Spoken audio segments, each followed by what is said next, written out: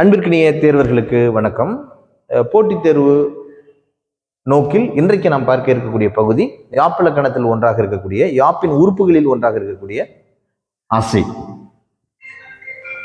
அசைன்னா என்ன? அசைவது அசை அப்படின்னு பேருங்க. அசைவது அசை. இந்த அசை எப்படி உருவாகும்?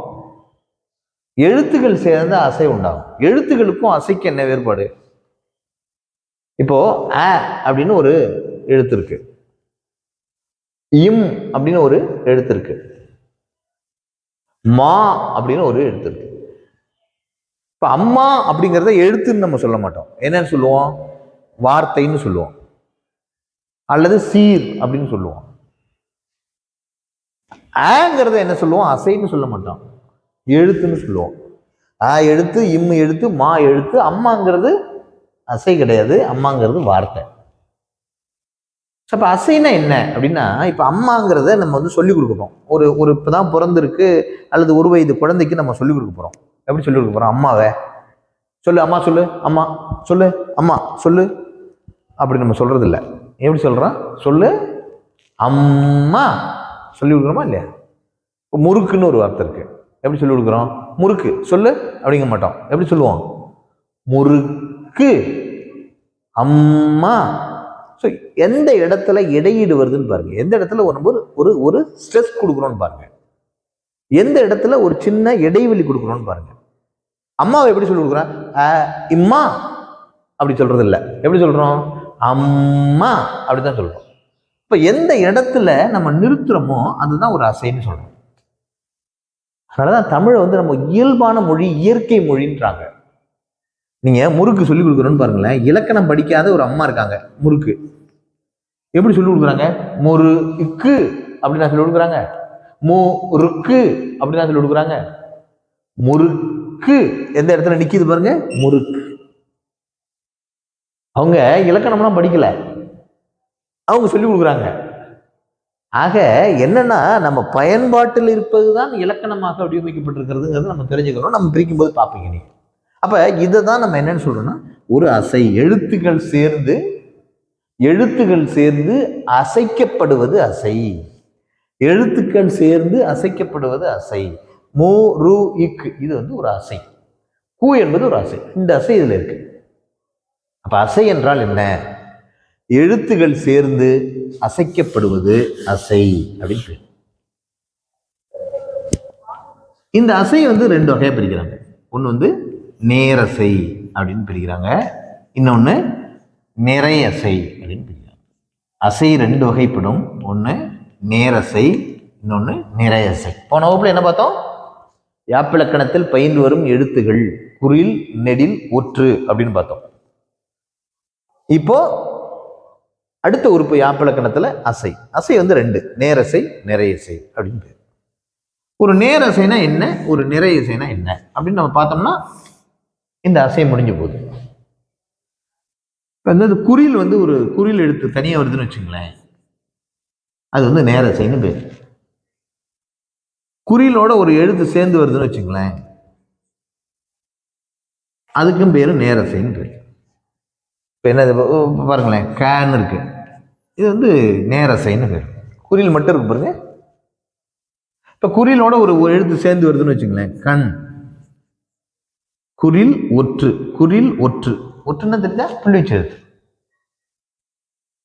அப்புறம் நெடில், ஏதாவது ஒரு நெடில் எழுத்து, மா வச்சுக்கோங்க, மான்னு இருக்கு. அப்புறம் நெடில் ஒற்று. குறில் குறில் ஒற்று, நெடில் நெடில் ஒற்று.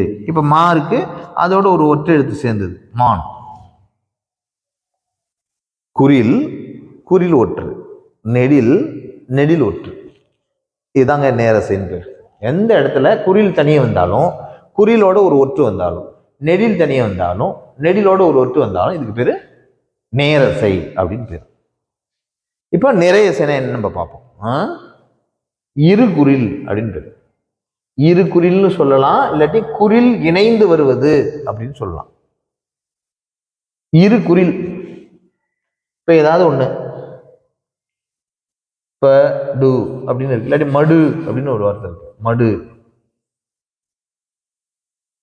என்ன இருக்கு பாருங்க, இது ஒரு குறில், இது ஒரு குறில்.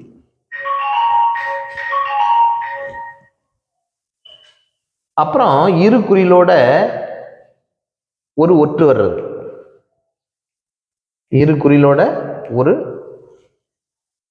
ஒற்று. ப இருக்கு, ட இருக்கு, இம் இருக்கு, படம். ப ட இம், படம். நிறைய சொல்லலாம். கலை அப்படின்னு ஒரு வார்த்தை இருக்கு, களம் அப்படின்னு ஒரு வார்த்தை. ரெண்டு குறில், இரு குறில், இரு குறில் ஒற்று. அப்புறம் குறில் நெடில், ஒரு குறிலோட ஒரு நெடில். இப்ப க இருக்கு, ஒரு லா இருக்கு, கலா. குறில் நெடில்.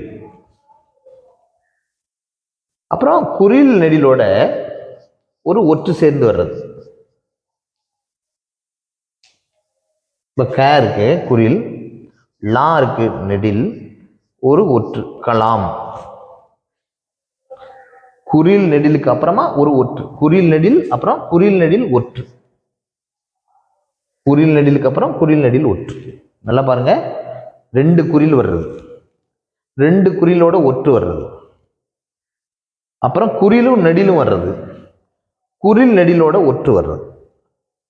இதுதான் நிறையசைன்னு பேர். நல்லா பாருங்க, குறில் நெடில்னு தான் சொல்லியிருக்கோம், நெடில் குறில்னு சொல்லல.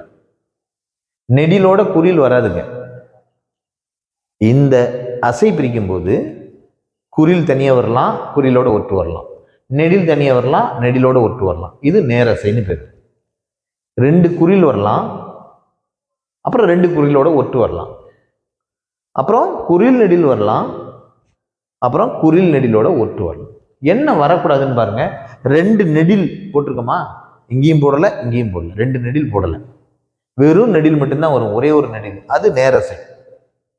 வெறும் குறில் மட்டும்தான் வரும், இது நேரசை. ரெண்டு குறில் வரலாமா, வரலாம், அது நிறையசை. ரெண்டு நெடில் வர முடியாது, ரெண்டு நெடிலுக்கு அப்புறம் ஒற்று வர முடியாது, நெடில் குறில் வர முடியாது, நெடில் குறில் ஒற்று வர முடியாது. குறில் நெடில் குறில் நெடில் ஒற்று தான். திரும்ப ஒரு முறை பார்த்தலாமா, குறில் குறில் ஒற்று, நெடில் நெடில் ஒற்று, நேரசை. இரு குறில், இரு குறில் ஒற்று, குறில் நெடில் குறில் நெடில் ஒற்று, இது நிறையசை. ரெண்டு நெடில் கிடையாதுங்க, நெடில் குறிலும் கிடையாது. ஸோ எது நேரசை எது நிறையசை அப்படின்னு நம்ம தெரிஞ்சிருக்கோமா? சரி, அசை ரெண்டு வகைப்படும், நேரசை நிறையசை. குறில் தனித்து, குறில் தனித்து அதோட ஒற்றெடுத்து, நெடில் தனித்து நெடிலோட ஒற்றெடுத்து, இரண்டு குறில் வந்தா நிறையசை, இரண்டு குறிலோட ஒற்று வந்தா நிறையசை, குறில் நெடில் வந்தா நிறையசை, குறில் நெடில் அதோட ஒற்று வந்தா நிறையசை. ஸோ எது நேரசை எது நிறையசைன்னு நம்ம இந்த வகுப்புல தெரிஞ்சிருக்கோம். அடுத்த வகுப்புல எழுத்து அசைக்கு அப்புறமா சீர் பத்தி நம்ம பார்க்க போறோம். பார்க்கலாமா? வணக்கம், நன்றி.